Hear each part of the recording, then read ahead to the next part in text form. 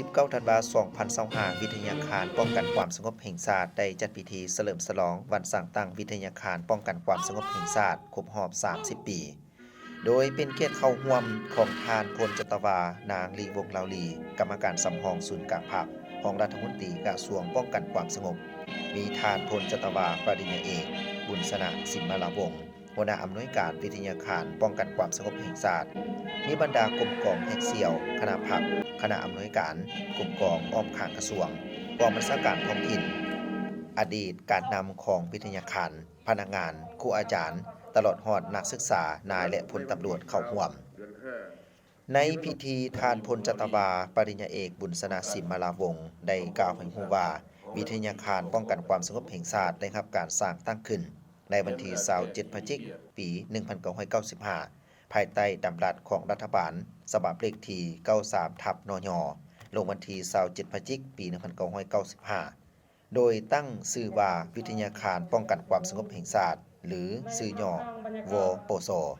ปัจจุบันตั้งอยู่บ้านเวิร์นคำเมืองไซธานีนครหลวงวิงจันทน์ได้เปิดการเรียนการสอนรุ่นที่ 1 ในวันที่ 13 ธันวาคม ปี 1995 เป็นต้นมาซึ่งมีภาระบทบาทในการก่อสร้างนายและพลตำรวจตาม2สายคือสายสันติบาลและสายตำรวจประกอบมี5แขนงการเรียนต่อมาย้อนการเติบใหญ่ขยายตัวและความเห็นพ้องต้องการของเวียกงานในระยะใหม่จึงได้เพิ่มหลายแขนงการเรียนและเปิดระบบการเรียนการสอนปริญญาโทและแยกสายตำรวจออกสร้างตั้งเป็นวิทยาคารในปี 2012 ตั้งอยู่บ้านดอนติวเมืองไซธานีนครหลวงวิงจันทน์โดยใส่ชื่อว่าวิทยาคารตำรวจประชาชนหรือวตปตลอดระยะ 30 ปีผ่านมาวิทยาคารป้องกันความสงบแห่งชาติสามารถก่อสร้างนายตำรวจได้หลายระบบเป็นต้นระบบปริญญาตรีก่อสร้าง 30 หุ้นระบบปริญญาตรีต่อเนื่อง 2 ปี 23 หุ้นปริญญาโท 17 หุ้นและฝึกอบรมวิชาเฉพาะต่างๆหลายแขนงการซึ่งสั่งรวมแล้วตลอดระยะ 30 ปีวิทยาคารป้องกันความสงบแห่งชาติสามารถก่อสร้างพนักงานป้องกันความสงบจบออกไปทั้งหมด 13,474 คนยิง 1,561 คนในนี้มีหลายสหายได้ฝึกฝนล่อหลอมตนเองจนกลายเป็นพนักงานนำพาบัญชาการต่างๆคือเป็นห้องรัฐมนตรีเป็นหัวหน้าและห้องหัวหน้ากลุ่มใหญ่เป็นหัวหน้ากองบัญชาการห้องกองบัญชาการปกสแขวงเมืองเป็นหัวหน้าห้องหัวหน้ากลุ่มเป็นเจ้าเมืองและหน้าที่รับผิดชอบอื่นๆเป็นจำนวนหลายสหาย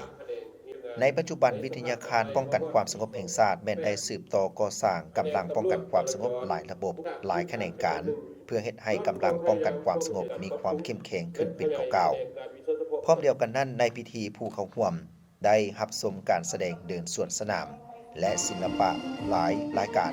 ที่แสดงให้เห็นการเติบใหญ่ขยายตัวของวิทยาคารตลอดระยะที่ผ่านมาอย่างเบิกบานมนต์ซื่นและเต็มไปด้วยความหมายความสำคัญจากนั้นทานรองรัฐมนตรีพร้อมด้วยคณะนำบรรดากลุ่มกองต่างๆและคณะพรรคคณะอำนวยการยังได้เข้าชมห้องมูลเชื่อของวิทยาคารและเยี่ยมชมโครงการก่อสร้างสนามหลวงกระทรวงป้องกันความสงบอื่นๆข้าพเจ้าพลจตวา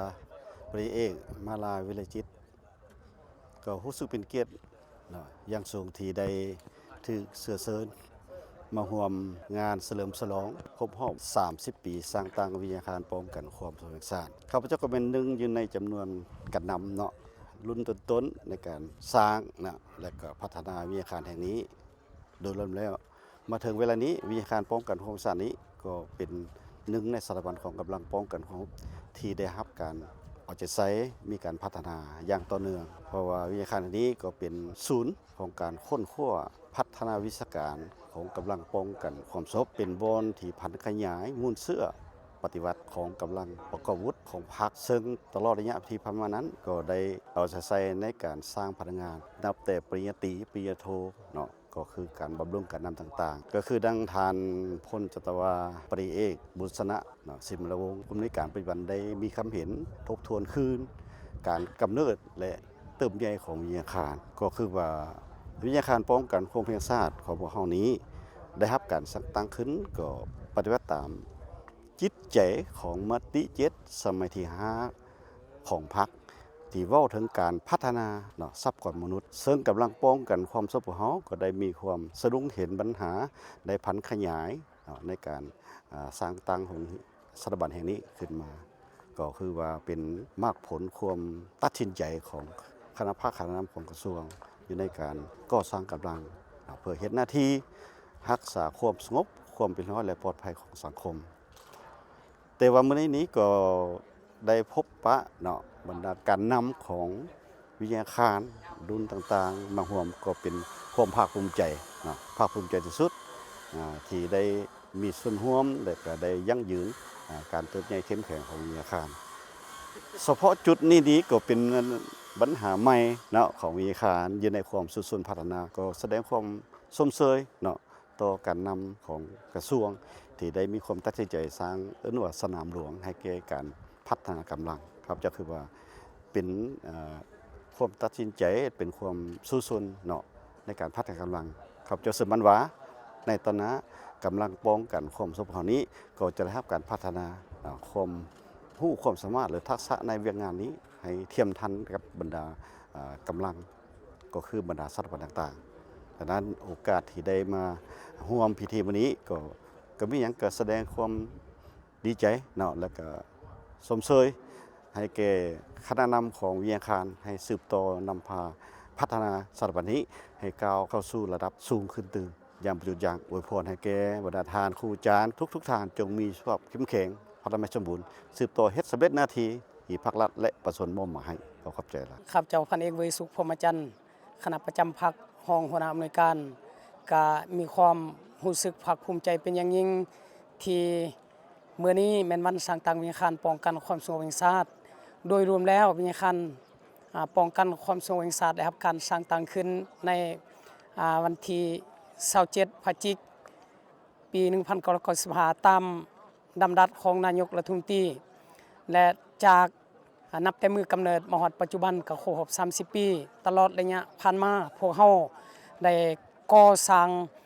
ด้านพื้นฐานโครงหลังและกำลังนักศึกษาก็เห็นว่าเติบใหญ่หลายสมควรเนาะระบบการจัดตั้งเบื้องต้นก็มี7ภาคส่วนเหลือ7ห้องบริหารเนาะแต่ละแผนกมาฮอดปัจจุบันก็เห็นว่าขยายตัวเติบใหญ่การก่อสร้างของกำลังของเฮามาฮอดปัจจุบันมีอยู่3ระบบหลักๆนับแต่อนุปริญญาปริญญาตรีปริญญาโทอันนี้เห็นว่ามันเติบใหญ่ในส่วนการก่อสร้างปริญญาโทปัจจุบันแม่น17หุ่นได้สำเร็จไปแล้ว15หุ่นก่อสร้างปริญญาตรีปัจจุบันนี้ฮอด30หุ่นและจบออกไปแล้ว26หุ่นและยังสืบต่อก็สิและต่อเนื่องแม่น23หุ่นจบออกแล้ว21หุ่นก็เห็นว่ามีความเติบใหญ่ขยายตัวสันในต่อหน้าพวกเฮาคณะพรรคคณะกรรมการบนพื้นฐานปฏิบัติตามทิศสีนำของกระทรวงจะได้เอาใจใส่ก่อสร้างกำลังของพวกเฮาตามหลักสูตรเนาะที่คันเทิงบางออกโดยเฉพาะอิงใส่ความต้องการของหน้าที่การเมืองเริ่มแต่ก่อสร้างคันพนักงานนำพาวันซ่าคัน7คัน8และจนฮอดระบบวิชาการสันพวกเราจะได้เอาใจใส่และโอกาสอันสง่าราศี